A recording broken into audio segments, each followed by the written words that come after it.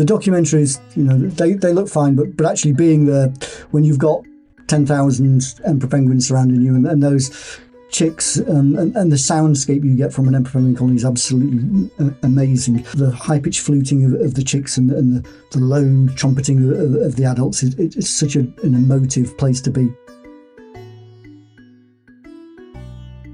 Hello, and welcome to this episode of Beyond the Ice. My name is Em Newton, and this is the podcast from British Antarctic Survey, where we explore newsworthy topics and science from the polar regions. In this episode, we're going to be talking about everybody's favourite Antarctic creature, the emperor penguin. Now, this iconic species is the tallest and heaviest of all the living penguin species, and it lives solely in Antarctica. From March of the Penguins to Happy Feet, these penguins have a real place in popular culture, but unfortunately they've been going through quite a tough time in the last few years. We've seen a number of news stories talking about how emperor penguins have been affected by early breakup of sea ice and the loss of chicks before they develop their waterproof feathers. I'm joined today by Peter Fretwell, who's a remote sensing specialist and prolific penguin expert at British Antarctic Survey.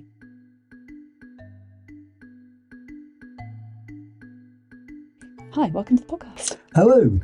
So, your new research suggests that the emperor penguin population has declined by 22% over the last 15 years. What was the most surprising thing about these findings in comparison to previous estimates? Well, we know that the penguin population has been in trouble because of warming in Antarctica in certain areas and ice loss. We weren't sure exactly what the outcome was and how those populations were changing. There had been previous studies showing that the emperor penguin population had been changing slightly, but they really didn't encompass the last decade, really, where we've had really sharp ice loss and climate increase. So the surprising thing was that when we extended the time record into the more recent past, we found that actually the population had declined significantly. Now, this is only a proportion of the population, only about 30% of the whole population. So it might not be all the way around Antarctica, but this was surprising because it was much more serious than we thought. Yeah, so this was focused on a really specific region of Antarctica. Can you describe what area you were measuring? Yeah, so this was about a quarter of the Antarctic coastline, and the areas including the Weddell Sea, the Bellingshausen Sea, and the Antarctic Peninsula. It, as I say, it encompasses about 30% of the emperor penguin population. Why did you pick that area? Well, it's an area that we've seen climate change. We know that the Antarctic Peninsula is warming. We've seen sea ice loss there, in both on the peninsula and the Bellingshausen Sea. But we've also seen areas there that haven't experienced sea ice loss, like the Weddell Sea, and are quite stable. So it's a really good comparison between those two areas. Oh, that's really interesting. Okay, so the idea is that you have fair representations of both these kinds of changing or not unchanging habitats. Exactly. So 22% is obviously a much larger number than previous estimates. So, and as you said, part of how you've arrived at this 22% figure is that you have taken in the last couple of years. Can you explain what the previous estimate was? So the previous estimate went up to about 2018. What we've seen since about 2016 is that the sea ice regime in Antarctica has changed, especially in the last 3 or 4 years, well, since about 2022, when we've seen record sea ice loss consecutively for several years. And we were fairly certain that this would have an impact on the emperor penguins.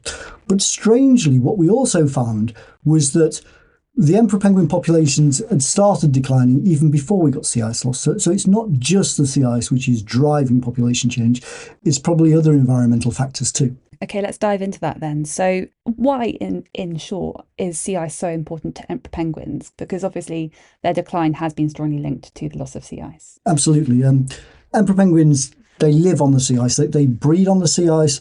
They hunt for their prey under the sea ice. They molt on the sea ice. Their whole life cycle is around the sea ice. And they use the ice, the fast ice, the ice which is stuck to the coast, as a stable breeding platform. And we've seen in several colonies over the last few years that as the sea ice is reducing, it breaks up earlier. And if that happens at the emperor penguin colonies when the chicks are still young, they go into the water and perish. And we wondered if that was driving the populations. Okay, here's a question. So why aren't the penguins just going onto the land? So in most cases, the land in Antarctica is great big sort of ice shelves, and there's usually an ice cliff. So for most coastlines, you just can't get up onto the land. There's a great cliff, it might be 100 feet tall, that the penguins can't get onto that cliff. But also, it's more exposed on the cliffs. There's often no snow that they need to rehydrate. And it's further from the sea where they have to eat. They occasionally do go onto the land if they can get up there and if the ice doesn't form, but they'd much prefer to go on and live on the ice. Is the proportion of the coastline around Antarctica being cliff a key factor here in terms of which colonies might really be suffering when they see this breakup of sea ice? There could be. We certainly see that in places where there are continual ice cliffs, like the large ice shelves, there just aren't colonies that go onto the shelves there. But it might be an adaptation that some of the colonies do use in future as we get less and less sea ice. So before we go on to other factors that might be affecting the emperor penguin populations, are you able to say a bit about the overall trends in sea ice that we've been seeing over the last few years? Yeah, so up until about 2015, sea ice in Antarctica was stable. We hadn't predicted that. We thought it would go down. It was stable. In some cases, it was increasing slightly. But after 2015, in 2016, it really declined sharply. It bounced back a little bit, but in the last 4 years, it's really declined. We think it's gone past a tipping point. We don't think it'll ever get back to the stage it was before, and it may well continue to decline. And this is really worrying for emperor penguins, but also for many other species that rely on the sea ice as their habitat and environment. And your paper suggests that there could be a number of other climate-driven factors that aren't specifically sea ice. Could you talk a bit about what those factors might be? The surprising thing, really, one of the surprising things was that the emperor penguin populations were going down even before we had sea ice loss. So it's not just the sea ice which is driving this trend. But even though we weren't getting sea ice loss, we were still seeing warming temperatures, warming oceans around that period. We think that other environmental factors like rainfall and increase in other species coming into the realm of the emperor penguin is one of the things that's driving those populations. You get more predation from orcas, you get more competition from other penguin species and things like that. As the sea ice breaks up earlier or dissipates, other things can come in and compete for food. But also the rainfall factor is important because the chicks just aren't adapted to deal with rainfall. When they're bigger, they can probably deal with it, but when they're young and those little fluffy balls we see on the documentaries, it just isn't. Rain sort of just drenches them, and then when it goes cold overnight, they freeze, and we see a lot of mortality in the chicks if we get rainfall events, and that could be one of the things that's driving the populations here is more rain. Oh, so just fluffy little ice cubes. That's so sad. Unfortunately, so. Okay, so in order to come to the conclusions that you have in your new research, you aren't going to Antarctica necessarily to go and count individual colonies of emperor penguins. You're doing a lot of this through satellite observation. Can you explain how you go about making an estimate of an emperor penguin population using satellite imagery? So yes, we use satellites now. Emperor penguin colonies are so remote around Antarctica that it's almost impossible to get to most of them. People only go to a handful of colonies each year. There are 66. Almost half of them have never been visited by humans before. So we have to use satellites to count them, and we can send the satellites there every year when the sun returns to Antarctica in the spring, and we take an image of each colony. We then use a machine learning algorithm based on the spectral reflectance of the penguins to classify how much area of penguin there is. So in the old days, we used to use the guano signal, but now we're actually just looking at the penguins themselves.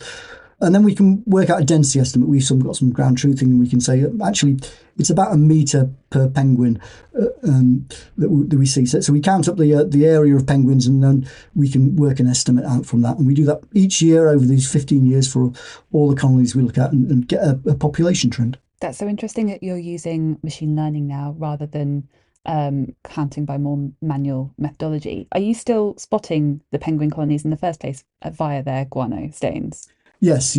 So each year we have to go because they move around a lot. So in some cases that might move 30 kilometres it's not like the smaller penguins are always in the same place. The emperor penguins, have to be very dynamic because the sea ice changes. So they have to have that in their locker to be able to move to places where the sea ice is better. So because of that, we have to go and spot them. And we use that using coarser resolution imagery and looking for those brown stains on the ice. And then when we found them, we send the high resolution satellites to go and estimate their numbers. When you say send a satellite, are you diverting the course of the satellite, or is it about the where cameras are pointing, or is it about data and who gets to call on particular data time? Yeah, so it's we don't actually divert the satellite. It's more a case of we ask the satellite to take a photo and then the satellite will train its camera, point its camera into the right place to take that photo. So that it wouldn't take a photo normally, but it can change its orientation so it takes a photo of a certain place. I didn't realise it was that dynamic. I thought it was just kind of like an ongoing kind of video scan or something like that. Some of the satellites are, but the really high resolution ones, you basically tell them where you want an image and it goes and takes one for you. So with machine learning, is there kind of an uncertainty or a potential error in that kind of computerized approach? Does it have any kind of pros or cons compared to doing it via more manual means?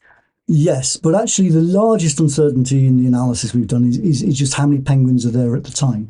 So there is a small amount of uncertainty in the methodology of the automation, but there's a much greater uncertainty to do with how many adults and chicks are there. Because it's dark in the winter when all the adults are there, we can't count them then. We have to wait till the spring. And in the spring, often there's quite a variable amount of adults when we count them. So we have to take that into account.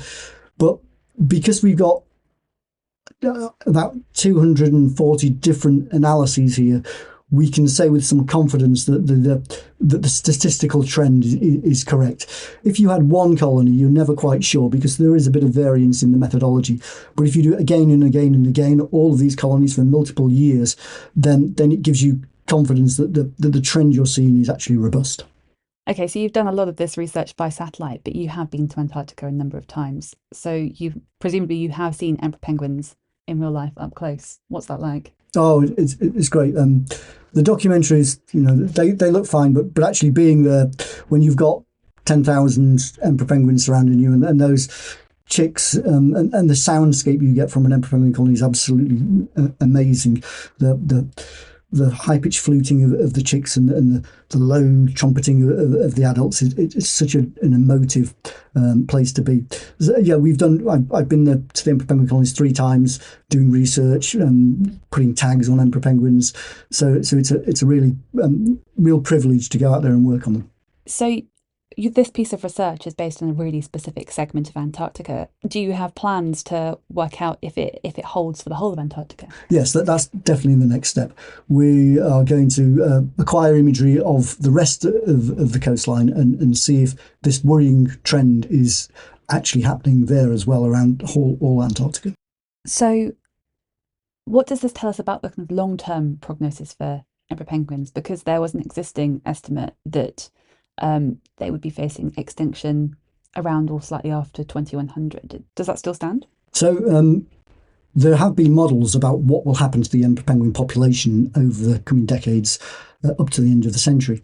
And they were, as you say, predicting that we would be almost extinct. We'd lose 99% of the population. The really worrying thing about this research is that our actual data for this sector is actually worse than those models.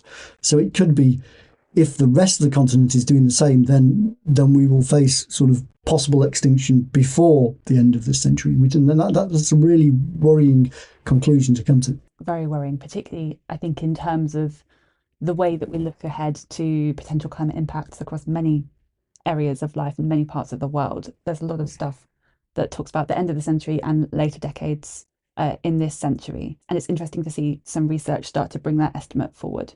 Yeah, models are always useful to give us an indication of what might happen, but not all models, we know models are just only a best guess, which often we haven't got the right parameters for.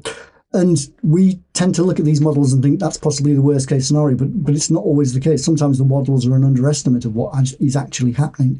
And that seems to be the way here with the emperor penguins. So yeah, it's not just the emperor penguins that really are indicative here. This is a sea ice ecosystem, but it's also a model for what might happen to other ecosystems in the world. Antarctica is changing rapidly, much more rapidly than most places on Earth. But those changes that we're seeing now in Antarctica at the moment are the changes that the rest of the world will see in a few decades' time. And we will almost certainly see these rapid and huge changes in ecosystems and climate and everything that we know changing as we get increased warming. Okay, well, on the topic of ecosystems, is there any sense that there's going to be problems for penguins in terms of what they're eating? Well, emperor penguins forage under the sea ice generally, so they don't really compete with things like fisheries, which other smaller penguin species do.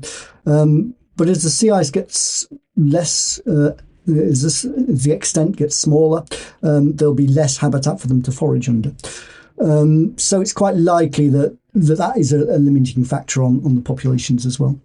Why is it that emperor penguins are so specifically affected by this when there's so many other species of penguin that seem to be doing relatively well?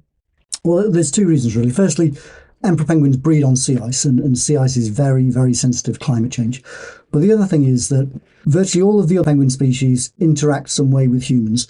They live further north, and they interact from fisheries and other changes in habitat. Whereas emperor penguins live in such a remote place that they really don't interact with humans at all, that they don't forage in fishery areas, and they haven't been hunted in the past.